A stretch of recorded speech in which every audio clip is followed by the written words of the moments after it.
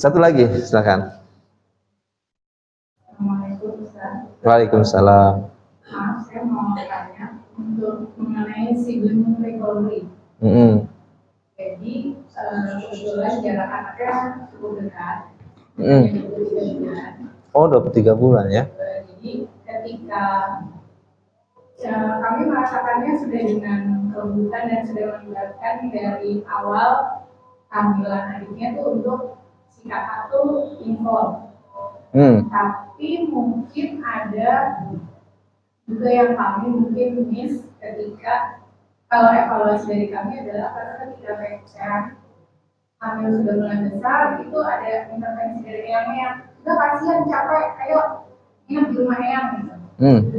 Jadi ada masa-masa yang akhirnya eyangnya membawa seminggu, 2 minggu, buat ibunya istirahat.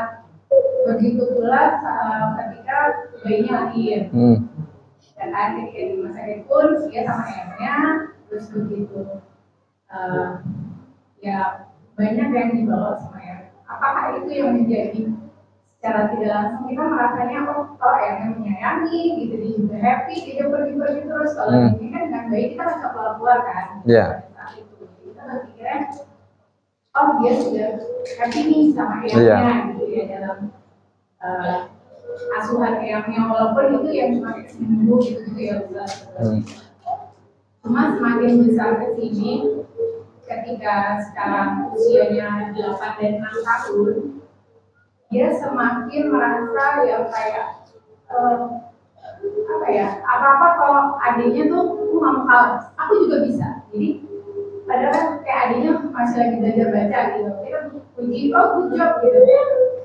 Oh adik itu mah gampang gitu, aku juga bisa gitu. Dia ada sampai yang buat saya sedih adalah ketika dia bilang, aku pengen deh kita bertiga lagi kayak waktu dulu belum ada adik. Gitu Ustaz. Jadi gimana ya gitu kita sebagai orang tua menghadapi anak yang kayaknya udah terlanjur nih sibling-siblingnya gitu ya. Dan kebetulan saya sekarang lagi mengandung anak ketiga, jadi saya juga agak takut si anak kedua ini yang tadinya jadi bontot nanti akan mengalami hal yang sama gitu. Nah, sedang si kakaknya aja kayak belum selesai sibling-siblingnya dengan adiknya gitu. Gimana Ustaz? Iya, ini Masya Allah pertanyaan sangat bagus ya. Ini dari pertanyaannya banyak kita klasifikasikan ya. Yang pertama adalah pola asuh dan pendidikan antara orang tua dan kakek dulu ya. Kakek dan nenek dulu ya. Anda bahas untuk itu.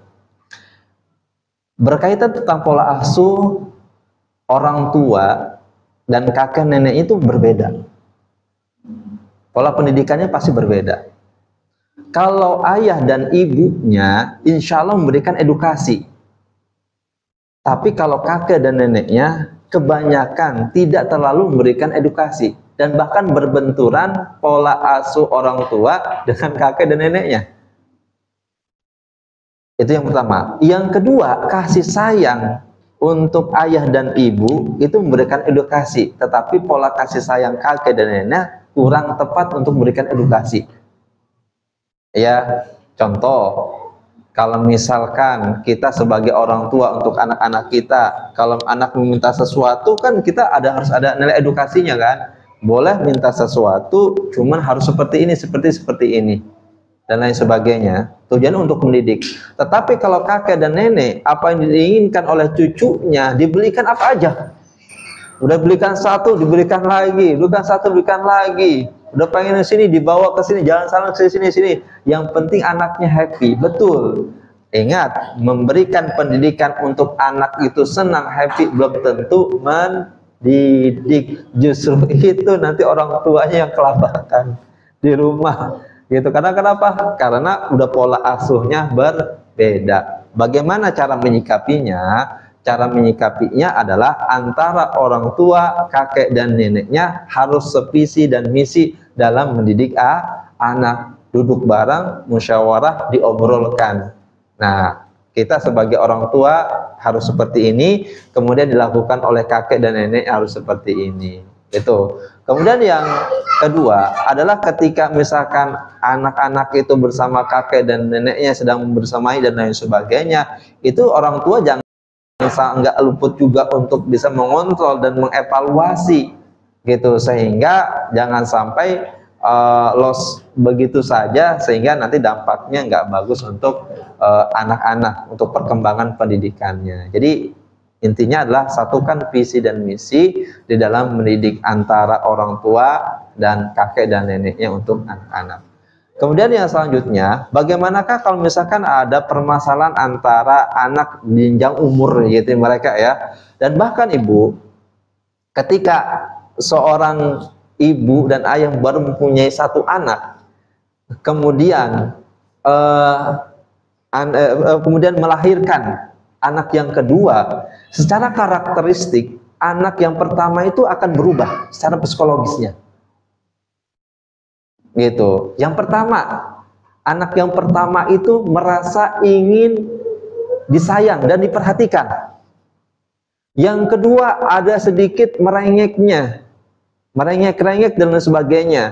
Kemudian tidak karu-karuan, dan karu-karuan ini adalah sikapnya, mentalnya dan lain sebagainya. Karena kenapa? Secara psikologisnya adalah enggak menerima ada pusat perhatian yang lain selain dia. Maka akan berubah ke sedikit-sedikit karakternya dan sebagainya.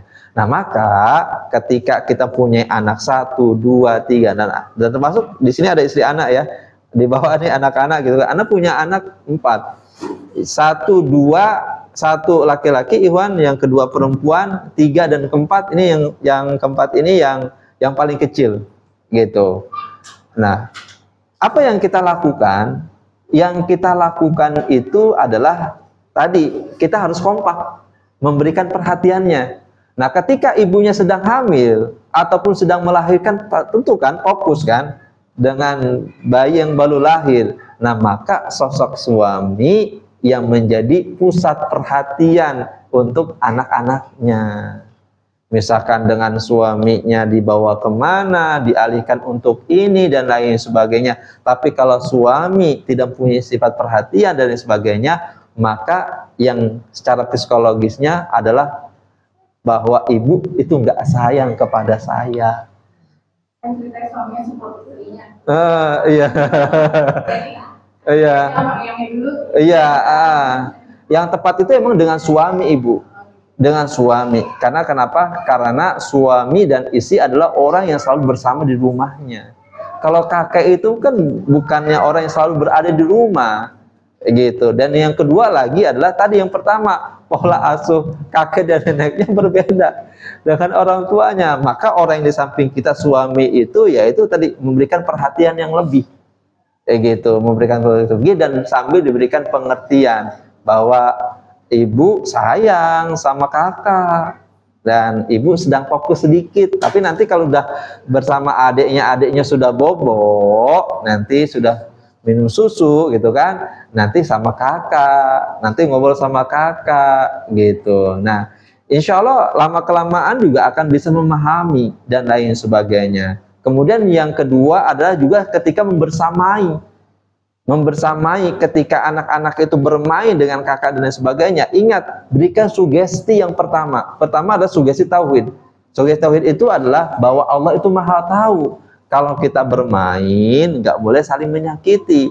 Ya, karena Allah itu nggak sayang kepada anak yang suka pukul-pukul, bukan berkata kasar. Berikan sugesti itu terus. Sebelum anak kita, biasanya kita gunakan itu adalah sebelum tidur dan ketika bangun tidur.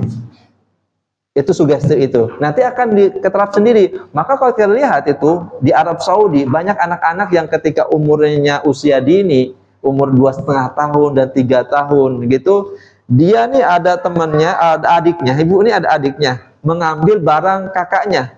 Kakaknya mau begini ibu, tapi dipeluk. Dipeluk kemudian dicium adiknya.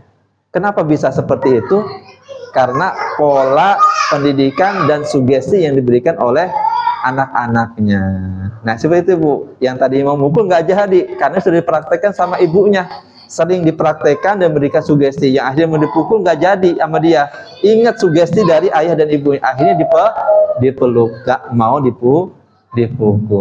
Nah itu sugesti tauhid itu penting banget, dan berikan contoh. Ditambah lagi dengan ucapkan Masya Allah, Allahu Akbar, Astagfirullah ketika melakukan sesuatu. Baik, wallahu a'lam bishawab.